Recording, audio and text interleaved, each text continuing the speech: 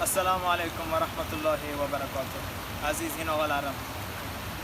Biz sizlarga agar bir do'stimiz, bir rafiqimiz aysa, keling men futbol qayd qilinman, 5 daqiqa soat teri qilamiz desa, bizlar ketamiz o'rga 1 soat, 2 soat, 3 soat ham o'yin olamiz. O'shancha tovoni qudratimiz bor, o'yin yasak, yoqqa chopamiz, buyoqqa chopamiz, gol uramiz, pas beramiz, har narsa qilamiz. Ammo bir inog'amiz keladi aytadi, "Inog'a keling, namozning vaqti bo'libdi" deydi. Nima uchun namozga uni bilan qo'shilib ketmaymiz? 2 rakat namozni nima uchun o'qimaymiz?